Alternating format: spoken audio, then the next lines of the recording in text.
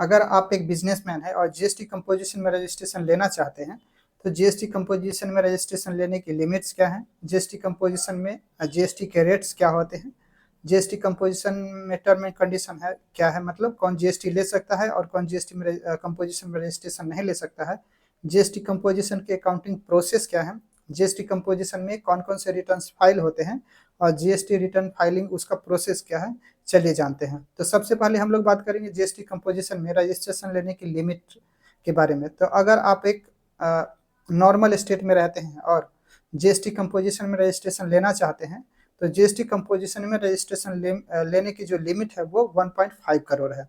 अगर आपका साल का टर्नओवर 1.5 करोड़ तक है या उससे नीचे है तो जीएसटी कंपोजिशन में आप रजिस्ट्रेशन ले सकते हैं। अगर उससे ज़्यादा है तो आप जीएसटी कंपोजिशन में रजिस्ट्रेशन नहीं ले सकते हैं।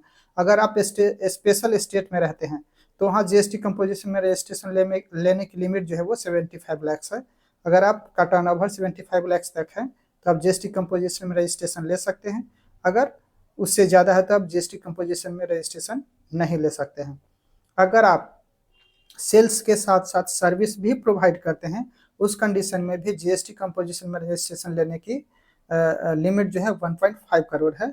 अगर आप केवल सर्विस प्रोवाइड करते हैं तो उस कंडीशन में जीएसटी कंपोजिशन में रजिस्ट्रेशन लेने की लिमिट क्या है, 50 लाख है। इसको एक एग्जांपल से समझिएगा कि मान लीजिए अगर आप एक फैन सेलर हैं और कोई कस्टमर आपके पास आता है और फैन का चार्ज आप करते हैं 2000 और वो कहता है कि ये फैन इंस्टॉल भी करवा दीजिए और उसके चार्जेज आप करते हैं 500। तो उस कंडीशन में क्या हो गया, आपने फैन सेल्स प्लस सर्विस दिया तो उस कंडीशन में जो आपकी लिमिट होगी 1.5 करोड़ होगी। बट अगर आप केवल और केवल इंस्टॉलेशन की सर्विस देते, मतलब फैन सेल नहीं करते और केवल इंस्टॉलेशन की सर्विस देते, तो उस कंडीशन में आपकी लिमिट क्या होती, 50 लाख होती। तो ये तो जीएसटी रजिस्ट्रेशन में रजिस्ट्रेशन लेने की लिमिट्स की बात हो गई। अब हम लोग बात करते हैं जीएसटी कंपोजिशन में जीएसटी के रेट्स क्या क्या लगते हैं। अगर आप मैन्युफैक्चरिंग सेक्टर में हैं, किसी भी तरह से मैन्युफैक्चरिंग करते हैं तो आपको 1% जीएसटी पे करना पड़ेगा। अगर आप रेस्टोरेंट बिजनेस में हैं जहाँ केवल और केवल फूड सर्व करते हैं तो उस कंडीशन में आपको 5% जीएसटी देना पड़ेगा। आप अदर किसी भी तरह के सप्लायर हैं, ट्रेडिंग करते हैं, दुकानदार हैं, चाहे किसी भी तरह के बिजनेस करते हैं तो उस कंडीशन में आपको 1% जीएसटी देना पड़ेगा। अगर आप केवल और केवल सर्विस प्रोवाइड करते हैं तो उस कंडीशन में आपको 6% जीएसटी देना पड़ेगा। जीएसटी कंपोजिशन पर्सन क्या है, वो अपने बिल पर जीएसटी मेंशन नहीं कर सकते हैं। अब जीएसटी कंपोजिशन में कौन रजिस्ट्रेशन ले सकता है, कौन रजिस्ट्रेशन नहीं ले सकता है, उसके बारे में बात करते हैं। तो सबसे पहले मैन्युफैक्चरिंग को ले लेते हैं। अगर आप किसी भी तरह की मैन्युफैक्चरिंग करते हैं तो जीएसटी कंपोजिशन में रजिस्ट्रेशन ले सकते हैं। बट अगर आप टोबैको मैन्युफैक्चरिंग करते हैं या आइसक्रीम मैन्युफैक्चरिंग करते हैं या पान मसाला मैन्युफैक्चरिंग करते हैं, उस कंडीशन में आप जीएसटी कंपोजिशन में रजिस्ट्रेशन नहीं ले सकते हैं। अगर आप इंटर स्टेट सेल करते हैं, मतलब जैसे मैं बिहार का हूँ और बिहार से बाहर मुझे सेल करना है, तो उस कंडीशन में भी मैं जीएसटी कंपोजिशन में रजिस्ट्रेशन नहीं ले सकता, मुझे नॉर्मल रजिस्ट्रेशन लेना पड़ेगा। अगर आप जीएसटी कंपोजिशन में रजिस्ट्रेशन लिए हुए हैं तो आप ऑनलाइन सामान सेल नहीं कर सकते हैं, जैसे मीशो हो गया, अमेजन हो गया, फ्लिपकार्ट हो गया, इस तरह की कोई भी सर्विस आप यूज नहीं कर सकते हैं क्योंकि आप इंटर स्टेट सेल नहीं कर सकते हैं। इसलिए आप जीएसटी कंपोजिशन की है, ये थोड़ा सा ड्रॉबैक है। कोई भी कैजुअल टैक्स पेयर हैं या नॉन रेसिडेंट हैं या नॉन जीएसटी हैं तो वो जीएसटी कंपोजिशन में रजिस्ट्रेशन नहीं ले सकते हैं। कुछ पॉइंट्स जो है इम्पोर्टेंट है वो आपको जानना चाहिए। जीएसटी कंपोजिशन होल्डर क्या है, वो अपने बिल पर बिल ऑफ सप्लाई इश्यू करते हैं, वो टैक्सेबल इनवॉइस इश्यू नहीं कर सकते हैं और उनको अपने जीएसटी के बिल पर कंपोजिशन टैक्सेबल पर्सन ये मेंशन करना होता है।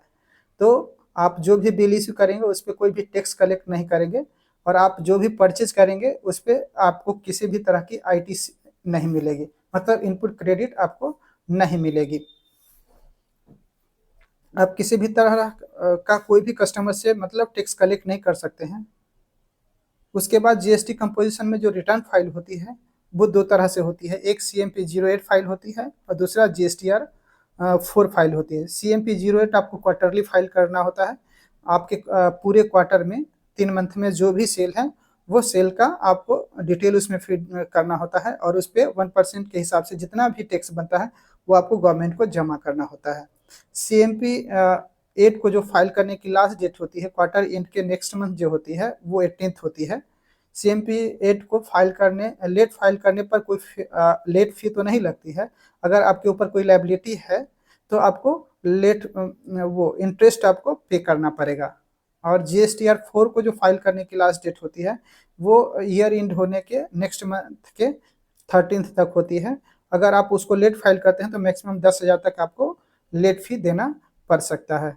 तो ये रही GST कंपोजिशन के बारे में कुछ जानकारियां। अगर आप GST कंपोजिशन में रजिस्ट्रेशन लेना चाहते हैं तो इन सारी चीज़ों को ध्यान में रख करके GST ले। GST इसमें सबसे बड़ा ड्रॉबैक क्या है कि आपको जो भी GST है वो आपको पैकेट से पे करना पड़ेगा। आप कोई भी इनपुट क्रेडिट नहीं लेते हैं, आप ऑनलाइन सेल नहीं कर पा रहे हैं। तो अगर आप ऑनलाइन सेल करना चाहते हैं, चाहे आपका बिजनेस छोटा हो या बड़ा, तो आप GST नॉर्मल में ही रजिस्ट्रेशन ले। GST नॉर्मल में अगर रजिस्ट्रेशन लेते हैं तो आपको 2 रिटर्न फाइल करने होते हैं, एक GSTR 1 और GSTR 3 भी, जो मंथली फाइल होती है, ये आपको रिटर्न फाइल करने होते हैं। और उसकी जो लिमिट है